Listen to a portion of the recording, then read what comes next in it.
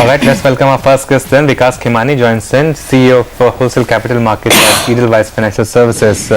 Vikas, hi, good morning. Good to have you on the show. Were you surprised by the pace of the rally that took markets back to all-time high after the shallow correction?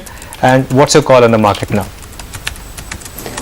Hi Anuj, I think we've been quite positive, and I think we have mentioned that I think we are in a structural bull run, and I think things are only going to look up from here.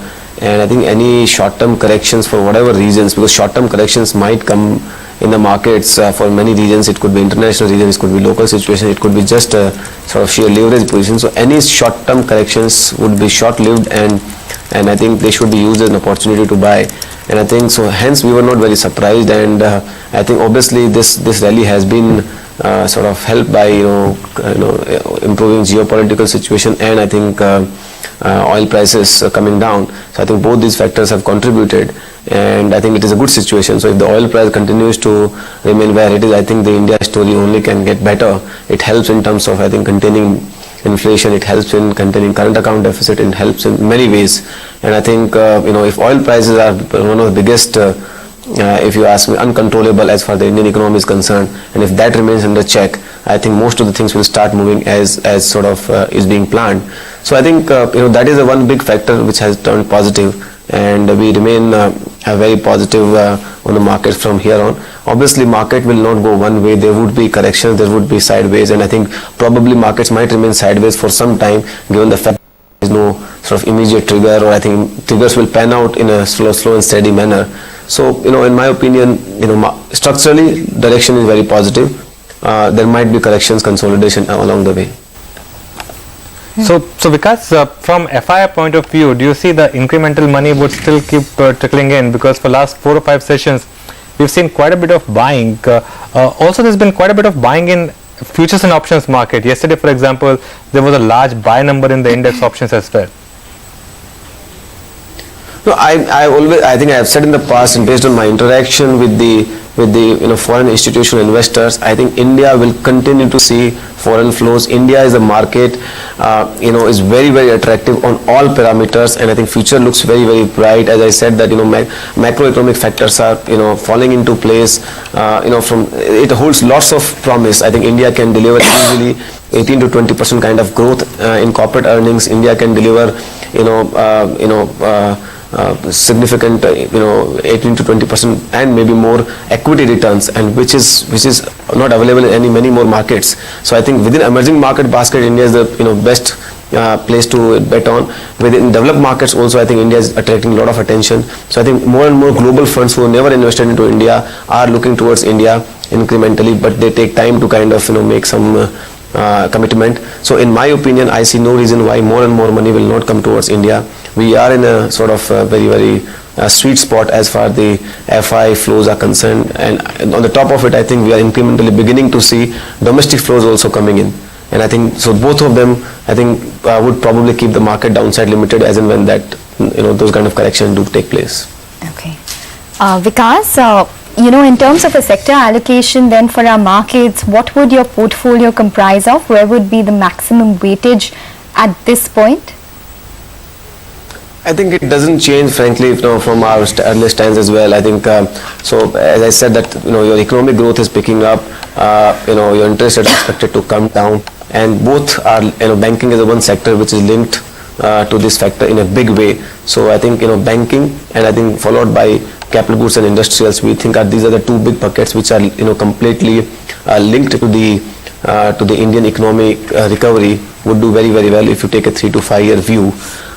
Also, I think very attractive part about Indian economy is that I think our exports sector is very robust, doing very well, both in form of information technology and pharmaceutical, and we remain positive on both the segments. So I think India is one of those markets where you have a trigger in terms of export story as well as the sustainable export story and domestic story. So I think our approach has been spread your portfolio between these 4 sectors in a sort of decent way.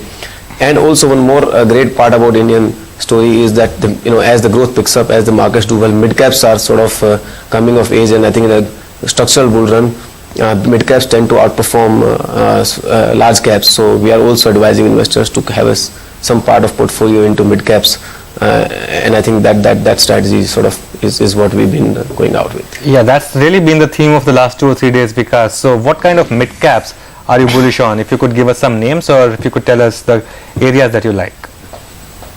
So I think, mid cap, it's difficult to pinpoint a sector, but some of the themes I can sort of, tell you that I think, manufacturing sector has been, long ignored sector, and it has come of age in recent past. We think that there's a, long way to go from here. Within manufacturing, I think you can look at, the chemicals, the auto components, the, textiles. You can basically, manufacturing segment is very wide sector, and I think that is where we think a lot of money to be made. I think stocks are trading reasonable valuations and with a lot of promise to grow, and then some of the emerging sectors such as defense and new areas are getting sort of opened up. So there also a lot of opportunities would sort of occur. So mid cap is a very wide sort of areas of wide industries. That's so why we got sort of pick up. Yeah, because I asked if you could give us some 3 or 4 names. You mentioned some sectors, but if you could give 3 or 4 names. Names I would like to avoid. I think names, because I think that's. But I would assume that I would suggest that within these areas I recommended, I think there are lots of high quality names with good quality sort of management, so good quality return profiles. You can look at bearings industries. You can look at basically which is linked to the economic recovery of the Indian economy, and especially in the industrial segment you could do lot of stock picking. Okay. Vikas, there's been a lot of negative news for the PSU banking space in the past couple of weeks, and case in point would be even today with regards to, Winsome Diamonds, the incremental negative news on that, as well as Dana Bank, as well as OBC, though we had a clarification which came in from the Oriental Bank of Commerce management earlier in the day. Overall, would you become more cautious within the PSU banking space and then maybe shift towards private banks? Our liking has always been within the banking space towards the private sector bank. Having said that, we have not been negative on the public sector bank. We've been also positive, but we have always preferred private sector banks. But I think in the recent past there have been a couple of sort of news items or expectations, anxieties given whatever developments have happened. And I think at least the trend I am seeing right now, I think government is trying to sort of fix this through a structural solution in terms of, I think, bring a lot of accountability, getting the appointments on the board right, the appointment of management right, and I think these have been some of the structural problem of our banking sector in the public sector space. And if government can address that, I see no reason why public sector banks can't get re-rated. I think if they can split the chairman and CEO position and can get the meritocracy in terms of appointment of all the CMD posts, CEOs posts, and I think independent directors post, and all those things they've talked about in the recent past. In my opinion, while there may be one-time pain in terms of cleansing what they're trying to do, but I think it could be a structural re-rating. But we'll have to wait and watch how they get implemented, how long it takes. But having said that, even these valuations, the kind of franchises public sector enterprises own, I think one doesn't need to worry. I am reasonably sure the public sector banks also will do very well from here. The current ongoing reforms, if they get implemented, can be icing on the cake. Okay, because the sector that's re-rated already is PSU oil companies, the likes of BPCL and HPCL that have doubled. From current levels, how much incremental gains can we see in these stocks? Because over a longer period, these stocks have still been big underperformers. Yes, I think you are right. There are two aspects to it. I think one, these have been sort of underperforming because of a lot of subsidy being pushed on to these balance sheets, which I think slowly has been taken away. And I think we have had, this is one of the biggest reforms in the last couple of years. And I think as market gets the confidence on the government's commitment towards making them completely independent, completely subsidy free over next 6 to 12 months, I do feel that these stocks will continue to get re-rated. The only catch is that we have to see a sustained commitment from the government, which I don't think should be a problem, but we have to see, and market will keep on watching. And as I think that happens, you will see these stocks getting re-rated, market confidence will come about. And I think so. I do think that if you take a 3 to 4 year view, they can do very well from here also. There's no doubt in my mind, because the intrinsic value of these assets are far higher. If you were to set up these networks today, I think it's virtually impossible. So if somebody were to sort of look at the returns which on a new asset, I think will be far lower. So I think these companies can do very well from a sheer intrinsic value of the assets. That overhang was from the subsidy and government control perspective, and if somewhere the commitment comes from that, I do feel that significant value unlocking can happen from here. What is your view on infra stocks lastly, Vikas? Last question from me, but infra stocks, for example, in the broader markets you spoke about maybe some opportunities, say for example a Lanco Infratech, which is still reeling under debt concerns, but would you be more incrementally positive, say not for a Lanco, but for the likes of Lanco within the infra space in terms of maybe a pickup in macroeconomics and the economic revival in the second half of the fiscal, hence maybe even some pairing off of non-core assets? Any picks from the infra space?